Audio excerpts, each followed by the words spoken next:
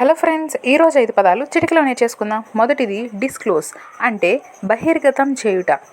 So disclose అంటే reveal చేయడం, exposing information అన్నమాట. ఏదైతే సీక్రెట్గా దాచబడిందో ముందుగా దాన్ని బహిర్గతం చేయడం, చెప్పేయడం, దాన్ని డిస్క్లోజ్ అని అంటారు. కొంతమంది ఒక సెంటెన్స్ కూడా చెప్పండి ఎగ్జాంపుల్కి బాగుంటుందని కమెంట్ పెట్టారు. సో వాళ్ళ కోసం చెప్తున్నాను.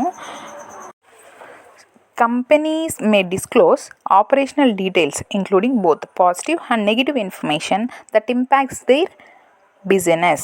అంటే కంపెనీలు ఏవైతే ఉన్నాయో అవి తమ వ్యాపారాన్ని ప్రభావితం చేసే సానుకూల మరియు ప్రతికూల సమాచారంతో సహకార్యాచరణ వివరాలను బహిర్గతం చేయవచ్చు. ఇక్కడ డిస్క్లోజ్ అంటే మనం ఏం వాడాం పదము, బహిర్గతం అనే పదం వాడాం. అర్థమైందా? రెండవది బార్డ్ అంటే నిషేధించబడింది, రద్దు చేయబడింది. ఇప్పుడు సేమ్ ఒక సూట్ని ఒక కోర్టులో వేసాం, అది పెండింగ్లో ఉంది లేదా అయిపోయింది. సేమ్ అదే మ్యాటర్ అదే పార్టీస్తో ఇంకో కోర్టులో వెళ్ళడానికి కోర్టు నిషేధిస్తుంది అనమాట. బార్ అవుతుంది, ఇంకొక కోర్టులో వెళ్ళడానికి లేదు. ఇక్కడ బార్ అంటే మందు బాబులు తాగే ఆ బార్ కాదు, లేదా కోర్టులో ఉండే బార్ గురించి చెప్పట్లేదు. బార్డ్ అంటే మామూలు అర్థం చెప్తున్నాను, అంటే నిషేధం, రద్దు అని అర్థం. ఓకేనా? జనరల్గా బార్డ్ అంటే something is legally blocked or prevented. For example ఒక సెంటెన్స్ చెప్తాను. Someone with a criminal record might be barred from holding certain political offices or accessing certain privileges. అంటే అర్థం ఏంటంటే నేర చరిత్ర ఉన్న వ్యక్తి కొన్ని రాజకీయ పదవులు చేపట్టకుండా లేదా కొన్ని ప్రత్యేకమైన అధికారాలను పొందకుండా నిషేధించబడవచ్చు. సో ఇక్కడ బార్డ్ అంటే నిషేధించబడవచ్చు అని అర్థం వచ్చింది మీరు గమనించినట్లయితే. మూడవది డూప్లికేట్ అంటే నకిలీ.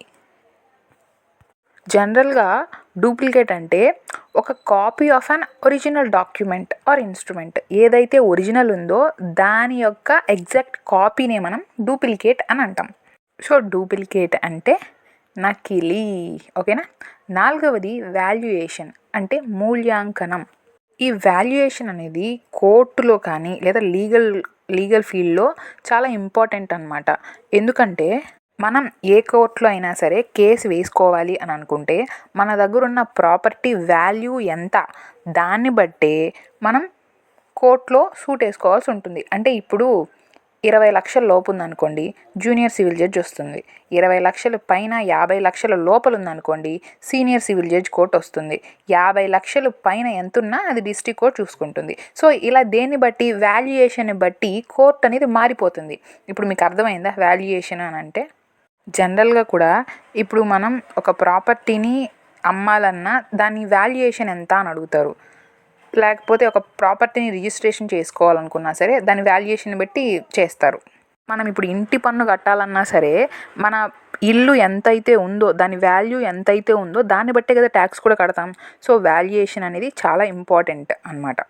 ఐదవది ఇన్స్టిట్యూషన్ ఆఫ్ సూట్ అంటే దావాను దాఖలు చేయట. మనం కోర్టులో వెళ్ళి ఒక కేసు వేస్తాం కదా, సో అదే ఇన్స్టిట్యూషన్ ఆఫ్ సూట్. సూట్ అంటే మనం సివిల్లో వేస్తాము, క్రిమినల్లో కేసు అంటారు. ఓకేనా? సో కోర్టులో వెళ్ళి మాకు ఈ అన్యాయం జరిగింది అని చెప్పి మనం వెళ్ళి కోర్టులో వెళ్ళి వేస్తాం కదా, సో ఏం వేస్తామంటే సూట్ వేస్తాం. అదే ఇన్స్టిట్యూషన్ ఆఫ్ సూట్. ఇక్కడ ఇన్స్టిట్యూషన్ అంటే పెద్ద ఒక సంస్థ అని కాదు, దాఖలు చేయడం, కోర్టుకి వెళ్ళి మనం విన్నవించుకోవడం, మన సమస్య ఇది అని చెప్పుకోవడం అని అర్థం వస్తుంది. సో ఇవాల్టి 5 పదాలు. మీకు నచ్చినట్లయితే లైక్ కొట్టి షేర్ చేసి సబ్స్క్రైబ్ చేసుకోండి. ఇలా రోజు 5 పదాలు రావడం జరుగుతుంది. ఒక్కసారిగా అన్ని పదాలు నేర్చుకుంటే కష్టంగా ఉంటుంది కదా, సో అందుకని సులువుగా ఈ 5 పదాలు గుర్తుంచుకోండి. మరో వీడియోతో మళ్ళీ కలుస్తాను. బాయ్.